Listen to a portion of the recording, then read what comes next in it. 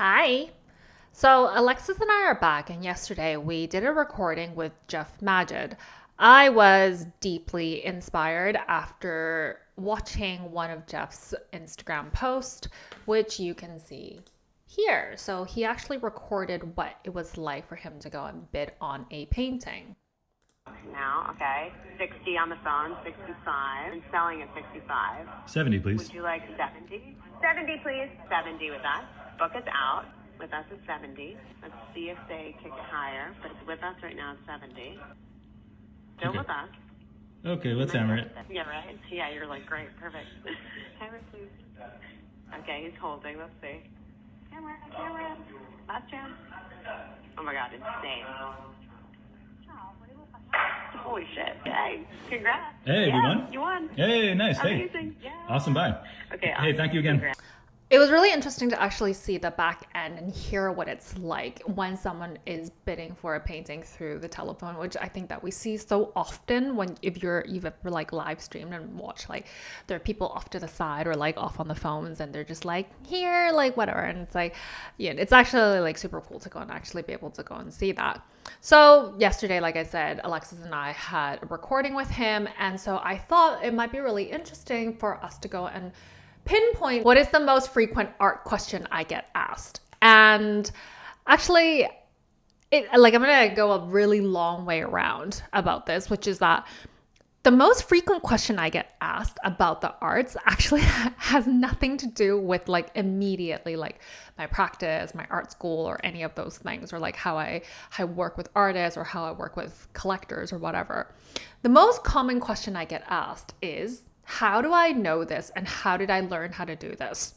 So let's break that down a little bit. I went to art school and I have 2 degrees in fine art and then I have a PhD in business. And mostly, like, I've actually seen quite a few people who sort of are very surprised when I say I have a PhD in business, because that seems to be a really far leap from fine art. What fine art actually gave me is that I am trained in critical theory, which means that I break things apart and I put it back together. And you're very critical along the way to understand how to have critical analysis, critical thought. So that's what I'm like classically trained in, alongside like understanding how to go and read quite dense theory, and then taking that and actually making work from it, or like, if this is a term that you're not familiar with, like making art based on the theories that I have read. And then, of course, then that is therefore relayed back into the materials. And as a person who makes site-specific installations, it's important for me to go and find sites that, again, reflects on what I have read in terms of theory, and then understanding material and the space and how everything actually comes together. So I think because like I was classically trained in that, I don't really think that taking different bits of information from different places and then make it into a thing, like a very cohesive thought, is like that far of a leap for me, because I'm trained in that, I've done that for like 20 years basically. And so the most frequent question I get asked is, how do you know how to do that? Well, I know how to do that because it's a lot of reading and it's a lot of rewiring my brain to understand how I can literally take from here and take from here and take from here and actually string it into a streamlined thought. And I see this like being demonstrated all the time when I teach, so I get my students actually to write different things and then I talk about it and I get them to actually figure out what the sequence or the logic is. So I thought that it might be an interesting exercise to go and demonstrate that. So this morning I was looking at this post on social media. I really love this account. I think that she provides a lot of really interesting information, shows that are happening in New York. And I really appreciate that, just because, I'm not in New York and I do want to know when I go to New York, like the shows that I can see. What is interesting here is that we're talking about the gallery model. So as a business professor, I teach business models. I teach different types of frameworks to MBA students. And my students really range from literally teenagers wanting to understand intro to business, social impact, all the way up to professional development, and inclusive of undergrads, graduates, meaning like MBAs, and then professional development. So when I see things like this, I pick things apart because, again, coming from a critical theory background, I'm able to go and figure out what to me is interesting. And talking about business models, specifically gallery business models, is something that I think people don't necessarily always understand, and they don't really know what the impact that has on, one, the market, and two, on artists.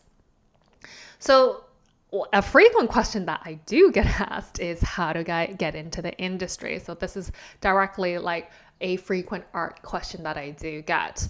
And in order for us to actually unpack how do you get into the industry, we still have to go and unpack and examine, how do I know how to do this and where did I learn this? So business models have inherently a very specific way as to understanding where your revenue streams come from. And so I thought that I would do a little experiment this morning because I do a lot of AI in my own teaching.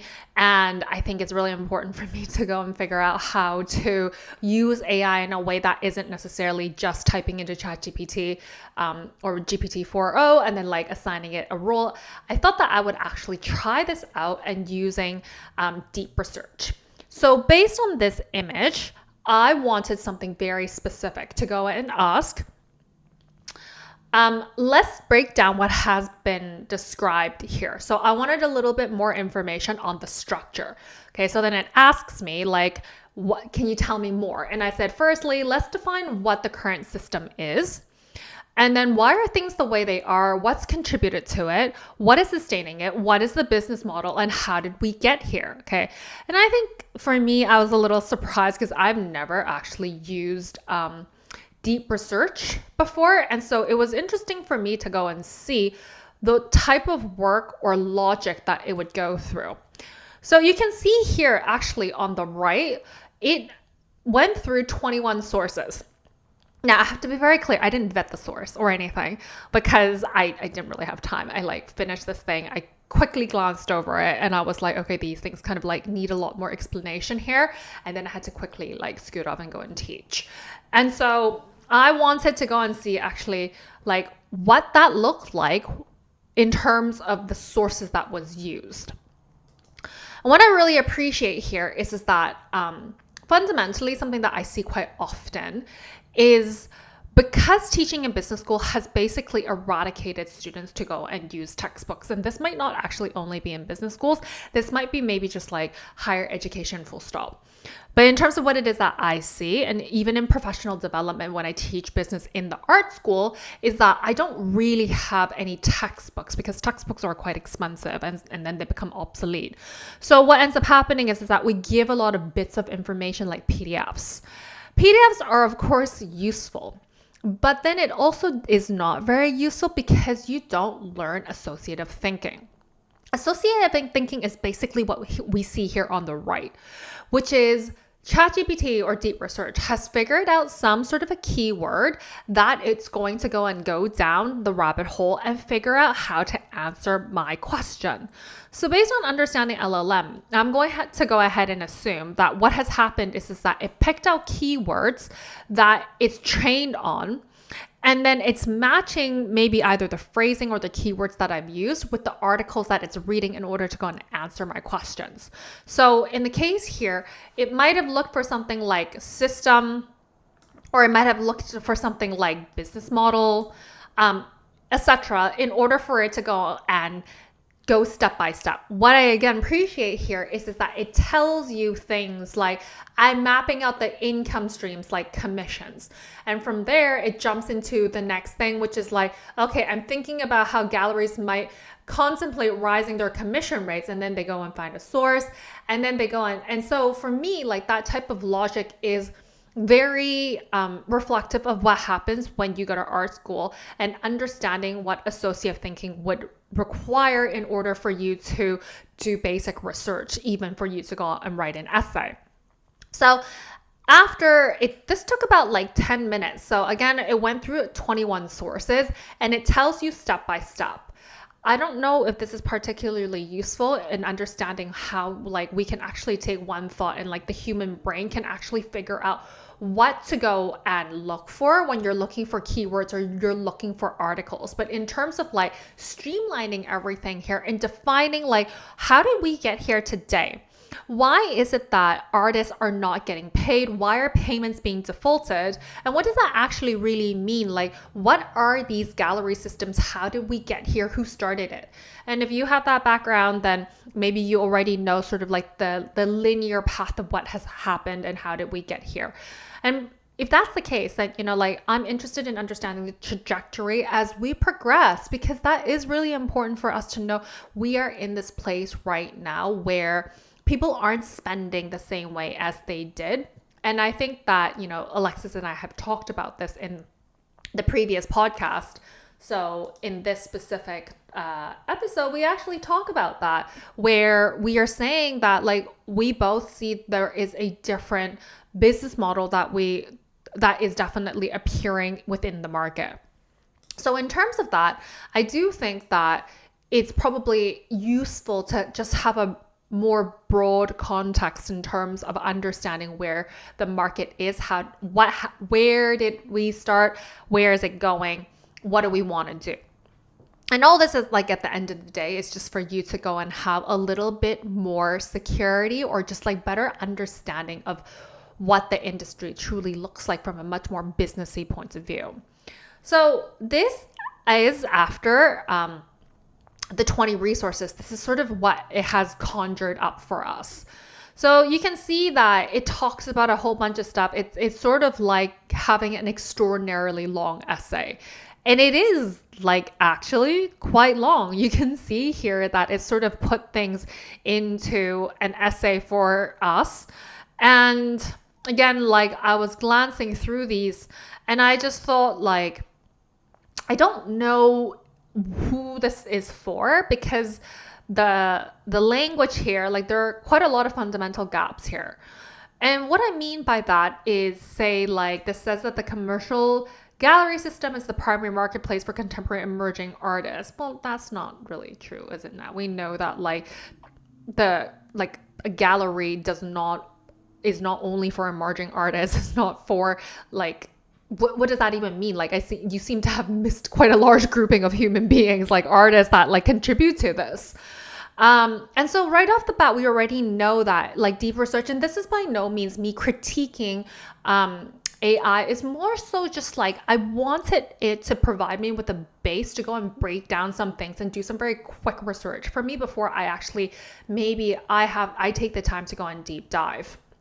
And really is for me to go and give you a sense of what this looks like. And how did I learn how to go and do this? Well, I learned how to go and do this is because like I did a lot of reading in terms of one, theory, and two, applying the theories and extracting the information that I need in order for me to understand the art market. And because the art market is built on basically the stock market, which sort of isn't that far of a leap because of who actually created the art market, we see a lot of parallels in terms of art and business. Hence why I actually am able to go and teach a lot of business things, because I am able to go and have quite like a horizontal understanding in terms of art and business. So there's a lot of knowledge transference there. But again, like I think that if you're interested in seeing some of the logic and the logic jumps, and maybe recognizing that when you are reading and what your brain actually is doing in terms of looking for the next topic within so like if you have a research question and then you have sub-research questions or sub-topics that you're interested in, you can sort of see how AI can help facilitate what it is. I just sort of learned how to do this manually because I didn't have AI when I went and did my undergrad. No, actually, I didn't have AI actually all the way up to my PhD. So I just sort of learned how to go and do this manually. But understanding that the margin of error can be quite high. Of course, my prompt here isn't great. I gave something very generic. I was just saying that I wanted this to give me some sort of a research. and breaking down sort of these ideas and business models and gallery models in order for us to facilitate a larger conversation. Like, what does that actually mean for artists? You know, like the gallery system, the gallery model, like, are we still in the same place now? Which is, you know, part of what this is discussed. It's also like the 50% commission. Yeah, they take a lot of the commission because they're facilitating a lot of things. They're finding you a market. They're doing a lot of the writing for you. They're doing marketing and etc. and etc. So we understand also why the art industry is quite a different industry in comparison to like other industries, you know? I think in a lot of other industries, or when people come into the art world, they're just like, what do you mean that you take 50%? Like, that's so high. And it's like, yes, but please remember the things that your gallery is going to do for you as well. And if you don't have gallery representation, you're doing this all on your own. So, you know, we also hear a lot that artists are trying to figure out how they can do everything on their own. How do they price? How do they market themselves? How do they go and send out inventory? How do they actually catalog inventory? How are they writing about themselves? So just for those 4 things alone, your gallery, if you found representation, is going to help you. And so again, like that is why that 50% is taken. And again, I can't remember whether this was like has gone to and explained like why the 50% and like what the value of the 50% equals to, and like the role that the gallery actually does in terms of an artist's career. Again, so I just wanted to go and answer this frequent question that I get asked the most is, how did I learn how to do this?